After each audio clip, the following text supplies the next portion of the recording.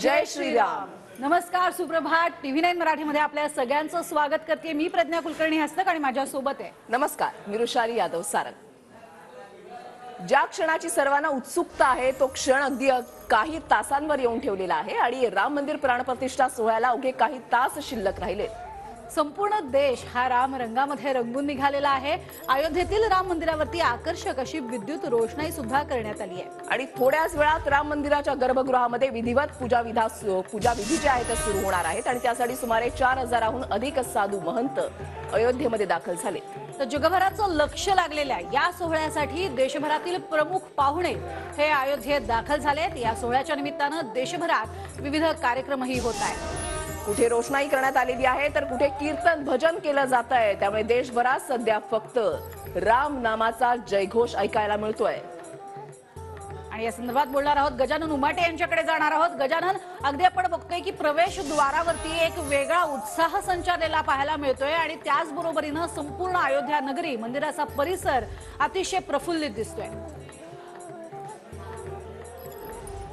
नक्कीच प्रवेशद्वाराजवळचे aerial shots मी तुम्हाला दाखवतोय बघा। या ठिकाणी एरियल शॉट्स आहे बघा, हे दृश्य आहे। आणि दुसरं हे बघा, अयोध्येतले रस्ते कशा प्रकारे धुतले जात आहे पाण्याने। हे बघा, अयोध्या नगर निगमची ही बस आहे आणि संपूर्ण रस्ते की दिवाळीसारखा उत्सव आहे अयोध्येमध्ये। अशा प्रकारे या ठिकाणी रस्ते पाण्याने धुतले जात आहे, रांगोळी काढल्या जात आहे। हा रामपथ आहे आणि या रामपथवर संपूर्ण देशातून येणाऱ्या पाहुण्यांसाठी हा रामपथ जो आहे तो या ठिकाणी सज्ज आहे। आता आपण राम मंदिर परिसरातले हे दृश्य या ठिकाणी बघू शकतो बघा। राम मंदिराचं हे प्रवेशद्वार आहे। सगळे जे 4500 पाहुणे या ठिकाणी निमंत्रित आहेत ते पाहुणे याच प्रवेशद्वारातून आत या ऐतिहासिक सोहळ्याचे साक्षीदार होण्यासाठी जाणार आहे आपण बघू शकतो। आणि सकाळपासून मोठी गर्दी या मुख्य प्रवेशद्वारावर आपल्याला पाहायला मिळते हे आणि आकर्षक सजावट या ठिकाणी करण्यात आलेली आहे। साधारणतः 10:20 पंतप्रधान नरेंद्र मोदी जे आहेत ते या ठिकाणी येणार आहेत। 12:20 पूजेचा मुहूर्त जो आहे तो 84 सेकंदाचा मुहूर्त आहे। द्रविड आचार्य यांच्या नेतृत्वात 129 पुरोहित जी आहे ते सगळा पुरोहित मंच या ठिकाणी पूजा सांगणारा आणि आपण तयारी त्याची बघू शकतो। उत्साह शिगेला पोहोचलेला आहे। रस्ते जे आहेत ते पाण्याने धुतले जात आहे आणि ही गर्दी आपण बघू शकतो। या ठिकाणी सुरक्षेचे चोख बंदोबस्त या ठिकाणी करण्यात आलेला आहे। RAFचे जवान तैनात आहे आणि हजारोच्या संख्येनं लोक जे आहे ते या ठिकाणी उपस्थित आहेत। आणि हे दृश्य बघा, कारण की आज रेस्ट्रिक्शन्स आहे, ज्यांना निमंत्रण होतं त्यांनाच यायचं आहे, तरीही आपल्या लाडक्या रामाला भेटण्यासाठी, रामाचं स्वागत करण्यासाठी या ठिकाणी हे दृश्य आपण बघू शकतो। फुलांनी सजावट केलेली आहे। जय श्रीरामच्या घोषणा ज्या आहेत त्या या ठिकाणी लिहिलेल्या रामपथचे हे एरियल व्ह्यूज तुम्हाला दाखवतोय मी। याच रस्त्यावरून सगळ्या VVIPचा ताफा आपल्याला येताना दिसणार आहे।